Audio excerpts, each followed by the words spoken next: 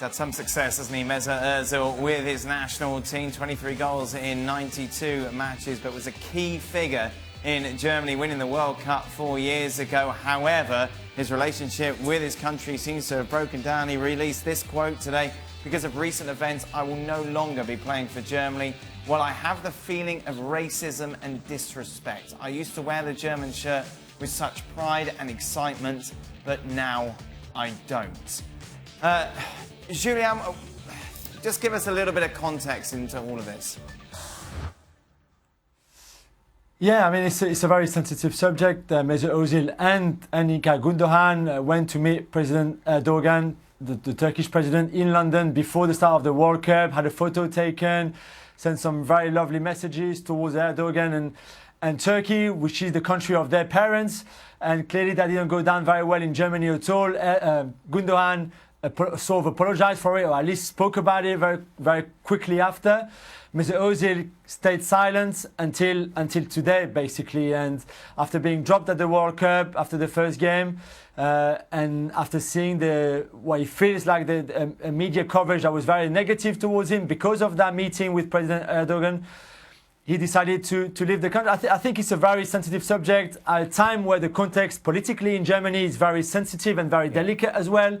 And it's a big issue, but not just in Germany. We have that in France with all the players we have with dual nationality, where their parents were born in another country and they were born in France. I can see why it's difficult for some people in our countries to deal with it. I think it's hard for some players to deal with it as well somehow, but it's a shame when it comes down to that kind of thing.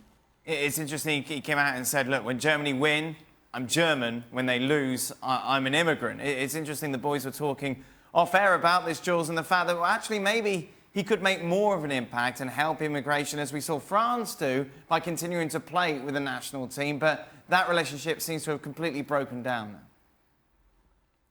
Yeah, he seems to be very angry towards the German FA, towards Lothar Matthäus, for example, who he names in his statement, against some of his own sponsors, some of the sponsors from the German FA and the German national team as well. So maybe there was already some resentment from before this incident, before the World Cup. I'm not sure. I do believe it's a hard one sometimes for some of the players.